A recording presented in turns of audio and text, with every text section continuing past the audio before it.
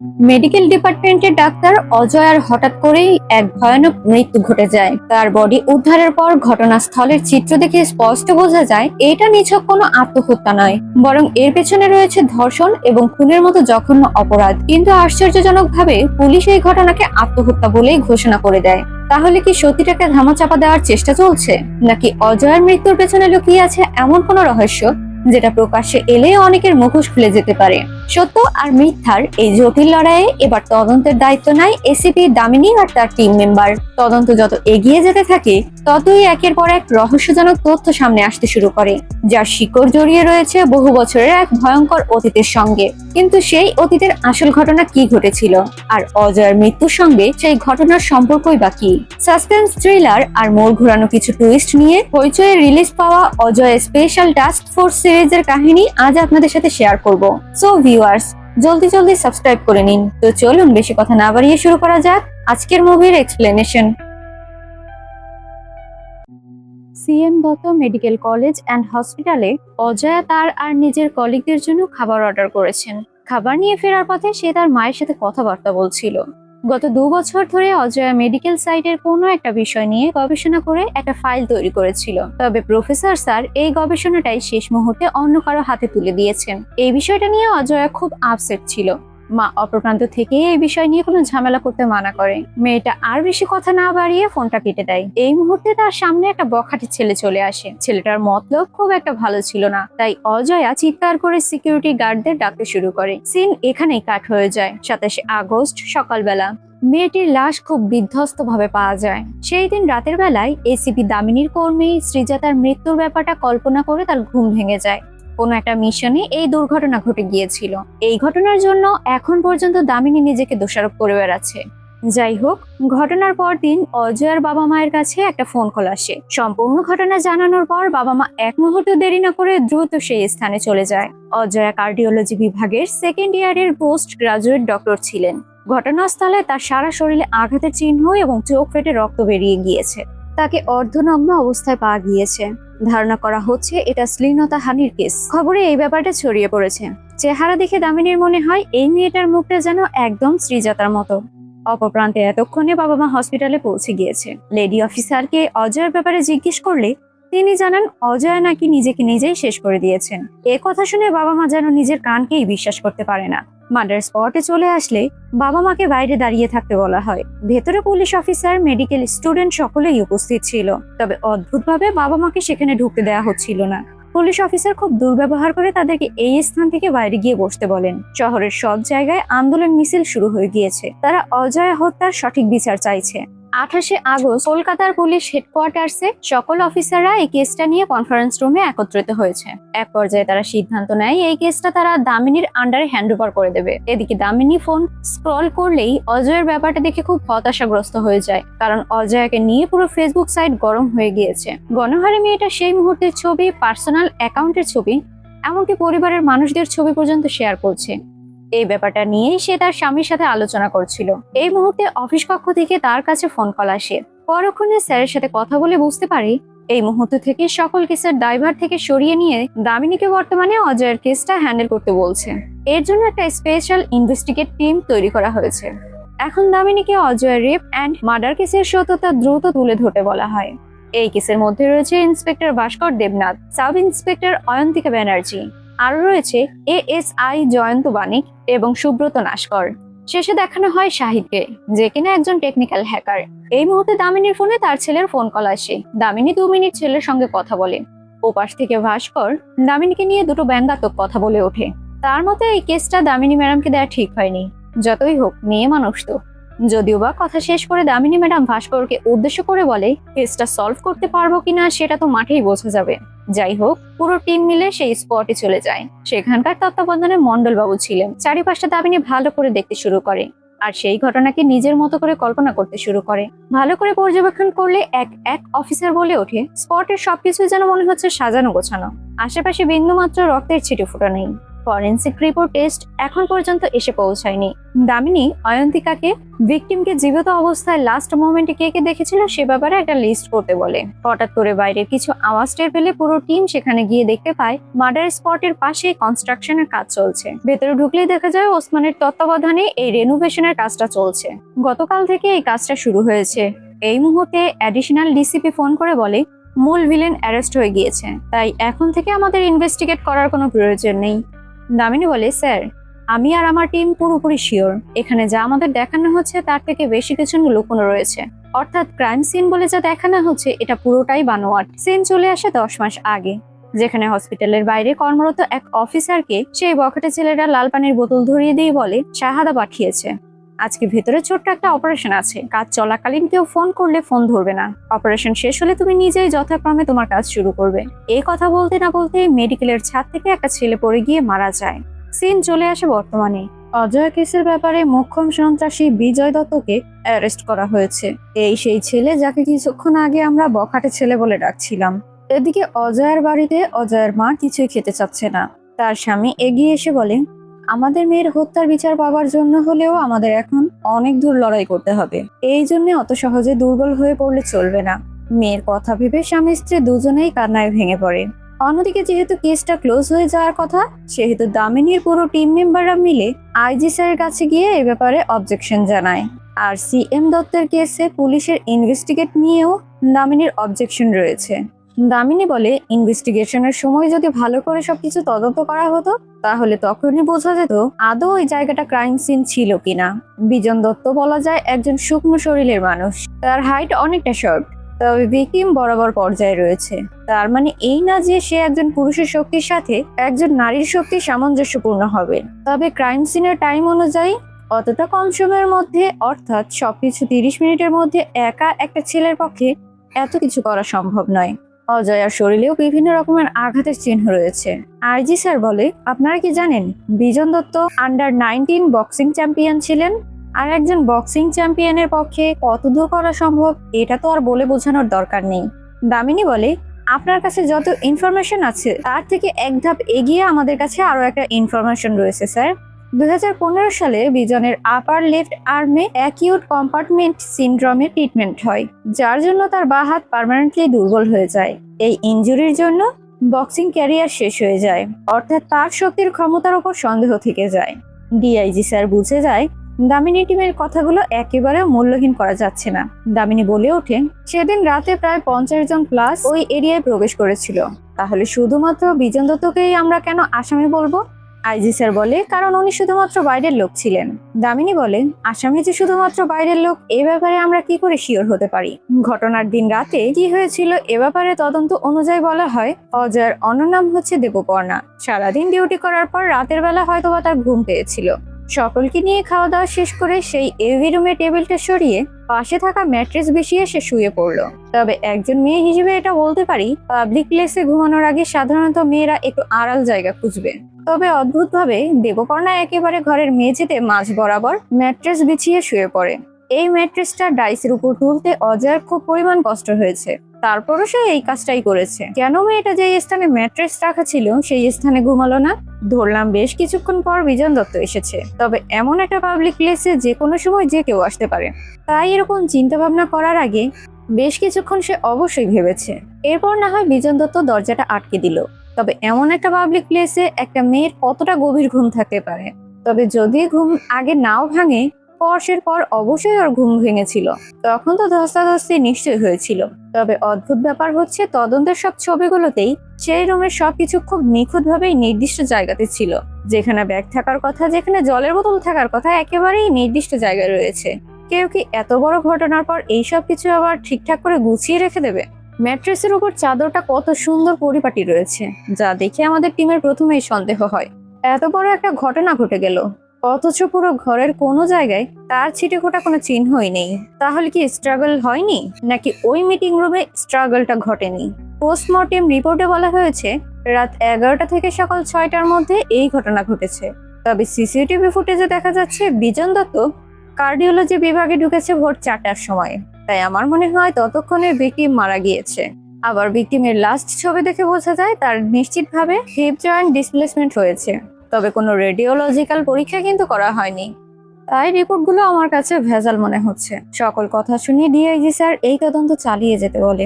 পরক্ষণে hacker Shahid CM Dutta medical কলেজের একটা কেস খুঁজে পায়। 2024 সালের নভেম্বর মাসে এই দুর্ঘটনা ঘটে। অনিকেত চ্যাটার্জি নামের একটি ছেলে দৌড়ে পালাচ্ছিল। তখন হসপিটালে কিছু ছেলেপেলেরা তাকে আটকে নেয়। অনিকেত বলে, আমাকে মেরেও কোনো লাভ হবে না, তাহলে সকলে সবকিছু জেনে যাবে। তবে ছেলেগুলো এইসব কথা হেসে উড়িয়ে দিয়ে অনিকেতকে ছাদ থেকে ঠেলে ফেলে দেয়। যে দৃশ্যটা কিছুক্ষণ আগেই আমরা দেখতে পেয়েছিলাম। অনিকেত এই কলেজেরই একজন স্টুডেন্ট ছিল। প্রথমে বলা হয়েছিল আত্মহত্যা, পরে এই কেসে খুনের রহস্য বেরিয়ে আসে। যথাক্রমে কিছুদিনের মধ্যেই কেসটা ধামাচাপা পড়ে যায়। হসপিটালের সিসিটিভি ফুটেজের ব্যাপারটা এখন পর্যন্ত দামিনী টিমের হাতে এসে পৌঁছায়নি।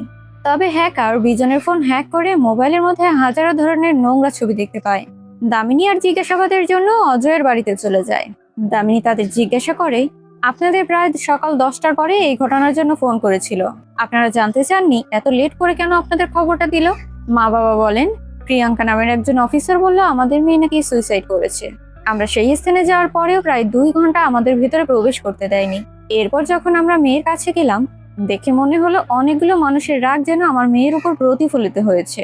মনে হলো যেন দুপা টেনে ছিঁড়ে ফেলার চেষ্টা করেছে। মা আর বেশি কিছু বলতে পারছে না। দামিনী বলে ওঠে, যদি এই কেসে আমাকে সরিয়ে না দেওয়া হয় তাহলে অবশ্যই এই কেসের সত্যিটা আমি তুলে ধরবো। বাবা বলে ওঠে, বাহির থেকে একজন মানুষ এসে এতটা ভয়ানক কাহিনী ঘটিয়ে গেল, অথচ কেউ এই ব্যাপারে বুঝতেই পারেনি। সারা রাত ধরে হসপিটালে মানুষ বিভিন্ন কাজে পায়চারা করতেই থাকে, কেউ আমার মেয়ের চিৎকার পর্যন্ত শুনতে পায়নি। এটা কি করে বিশ্বাস করব আমরা? এইদিকে হসপিটালের বাইরে সকলেই আন্দোলন মিছিল করছিল। সেখানে হসপিটালের একজন ডক্টরও ছিল। ক্যাম্পাসের মধ্যে ঝামেলা বেশি হয়ে যাওয়ার জন্য পুলিশ তাদের উপর হানা দেয়।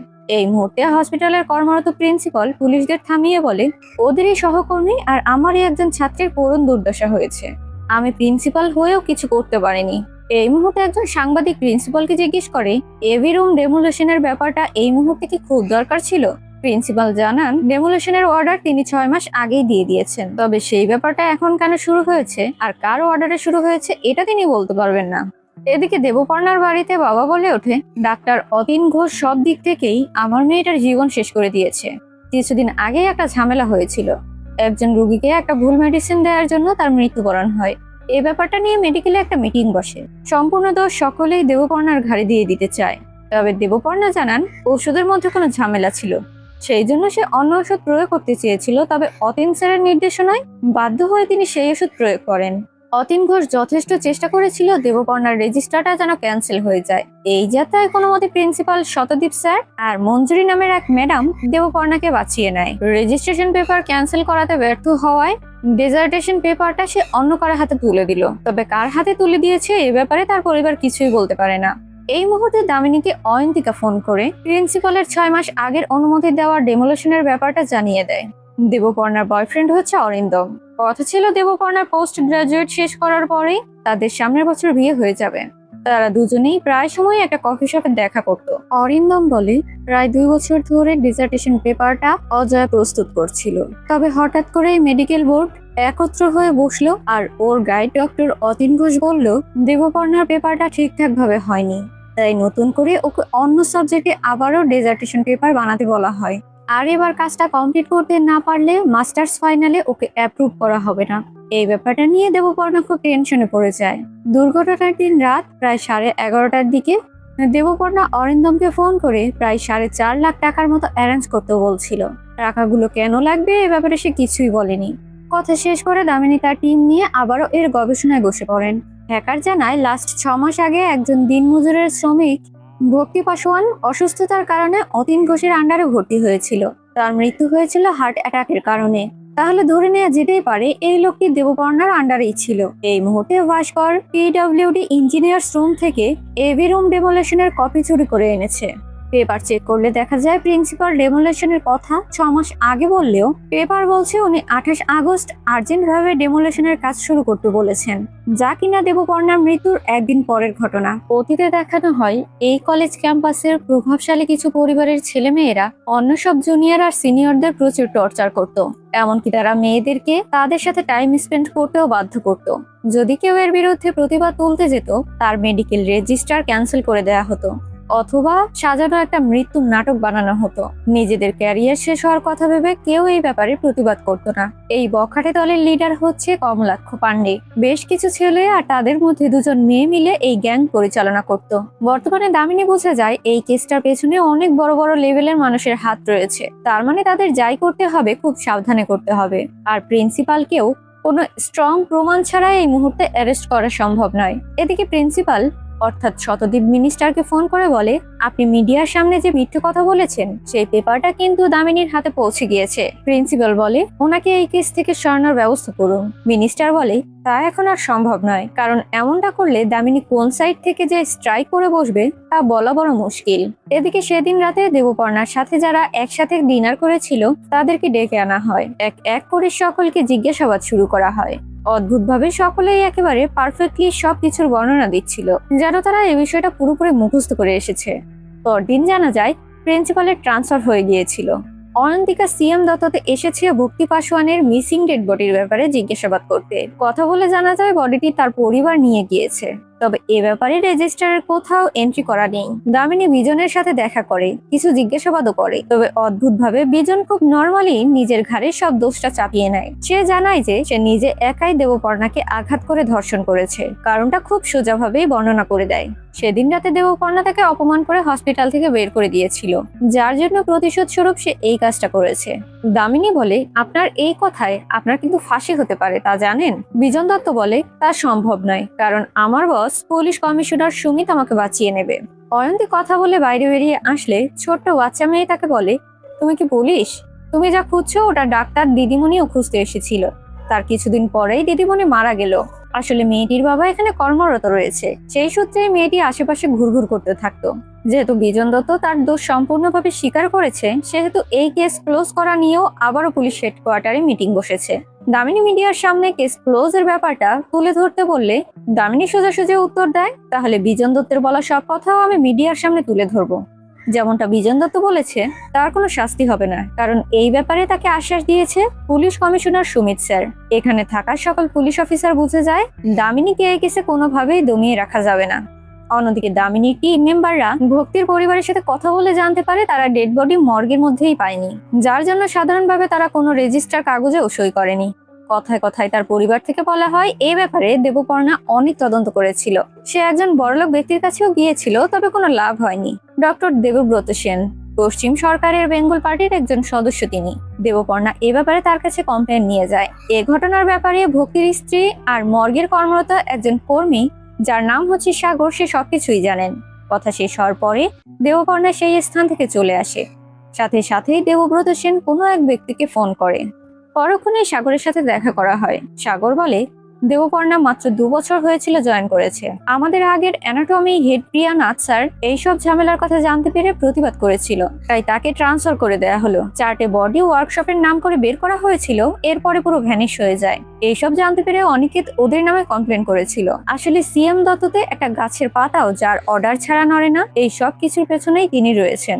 এদিকে হ্যাকার জানতে পেরে যায় 27শে আগস্ট ওই ঘটনার পর থেকে কমলিকা নামের একজন নার্স এখন পর্যন্ত ডিউটিতে জয়েন করেনি। সে দ্রুত এই খবর আর কমলিকার ফোন নাম্বার অ্যাড্রেস সহ অয়ন্তিকাকে দিয়ে দেয়। দামিনী আবার প্রিন্সিপালের বাড়িতে এসে তাকে এই কেসের ব্যাপারে নানা ধরনের জিজ্ঞাসাবাদ করে। অয়ন্তিকা ততক্ষণে কমলিকার বাড়ি গিয়ে তার ব্যাপারে খোঁজ লাগায়। তার স্বামী জানান ডক্টর বলেছে কমলিকা সেই রাতের পর থেকে সাংঘাতিক ট্রমার মধ্যে রয়েছে, তাই ওর সাথে ডাক্তার বর্তমানে এই ধরনের কোনো কথা বলতেই মানা করে দিয়েছে।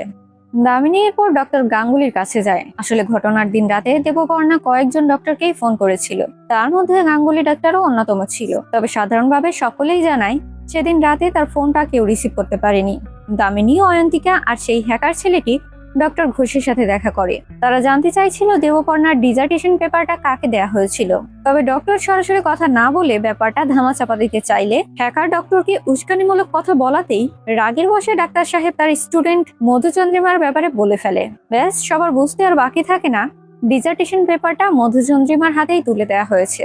এদিকে ভাস্কর সন্দেহবশত ক্রাইম স্পটের 2টো কার্পেট জোগাড় করে লুমিনাল টেস্টের জন্য দিয়ে দেয়, তবে দুর্ভাগ্যবশত এই টেস্টে কোনো ফলাফল আসে না।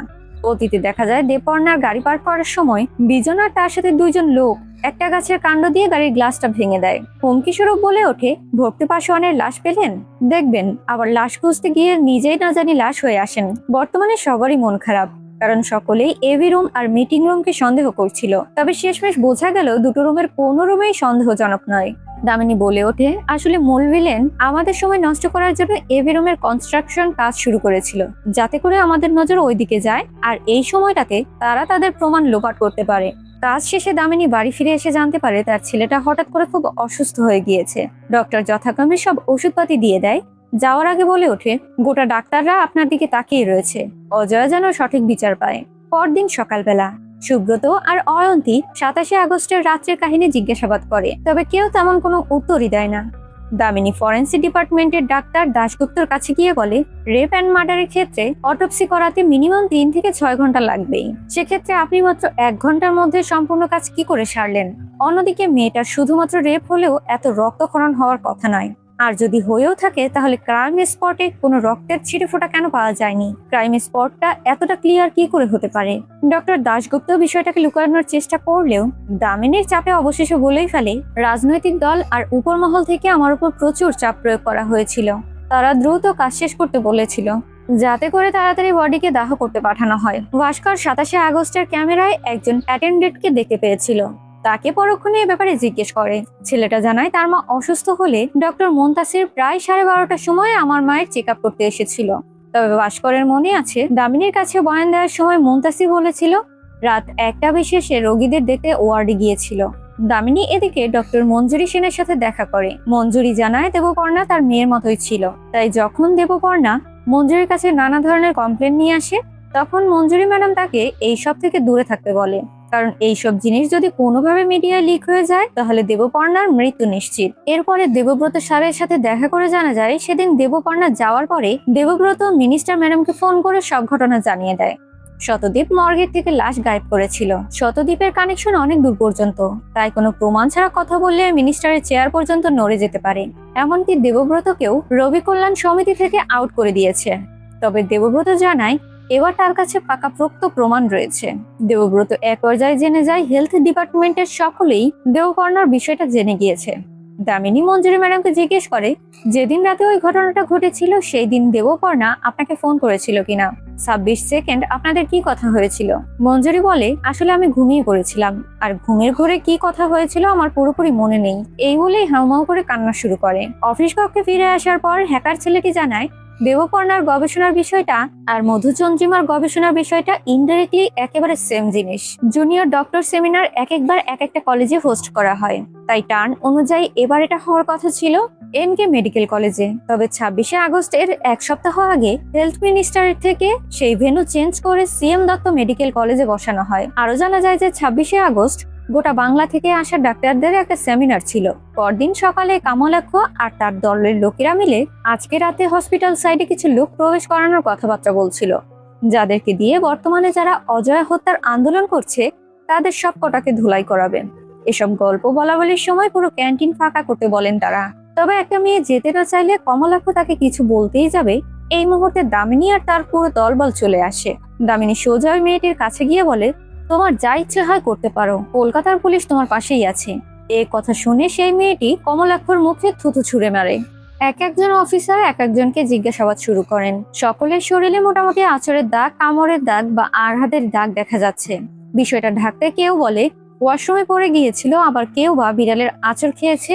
এইভাবেই বিষয়টা ঢাকার চেষ্টা করে। দামিনী মধুচন্দ্রিমার সাথে কথা বলে বুঝতে পারে মধুচন্দ্রিমার অজয়ের প্রতি প্রচন্ড রাগ রয়েছে। অজয়ের সম্পর্কে তাকে জিজ্ঞেস করলে মধুচন্দ্রিমা যেন পাগলের মতো অজয়ের উপর রাগ ঝাড়তে শুরু করে। দেবব্রত স্যারের কাছ থেকে জানা গিয়েছে অজয় আর ডিজার্টেশন পেপারটা ওর হাতেই ফিরিয়ে দেওয়ার জন্য প্রায় 4.5 লাখ টাকা দাবি করেছিল কমলাক্ষের গ্যাংস্টার। তাই এই ব্যাপারে জিজ্ঞেস করলে মধুচন্দ্রিমা বলে হ্যাঁ, সে 4.5 লাখ টাকা দাবি করেছিল।